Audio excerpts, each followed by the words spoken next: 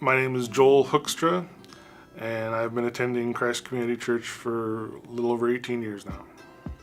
I was raised in a Christian home, and I went to a private grade school, a public high school, and my parents every year their idea of summer vacation was go to the Okiboji Bible Conference. That's how I kind of got connected with Christ Community. The best job I've had since I moved to Omaha, really the best job I've ever had, started in 2002, where I got a job as an illustrator at an architecture firm.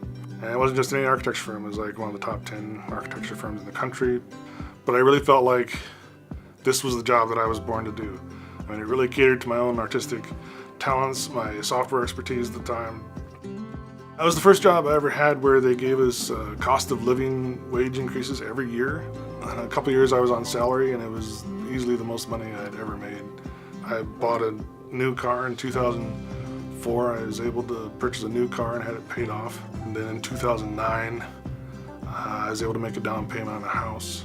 And it was never really my ambition in life to own a house, but the finances were there, and it just seemed like a wise move. I don't know if I was living the dream so much, but it was just, I felt like I knew what my purpose in life was. The head of our department, one of the senior architects, retired.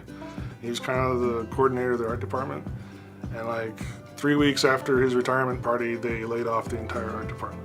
I worked there for just a month shy of 9 years, and then just in one afternoon they take you to a little HR meeting saying you're being let go and here's your severance package. And it was really disorienting.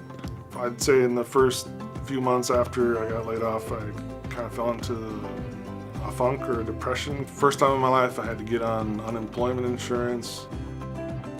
Since then I've had one part-time job that lasted about 6 months. That company went bankrupt. I worked through a temp agency, and they actually found me a graphic design job. It was a sign shop that was opening up here in town.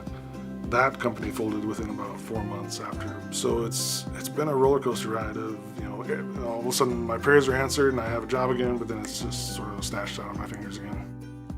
When I first got that job at the architecture firm, I decided as soon as I got that job that I was just going to tithe 10% of my income. I didn't give out of a sense of obligation. I actually enjoyed the act of giving that I was able to give.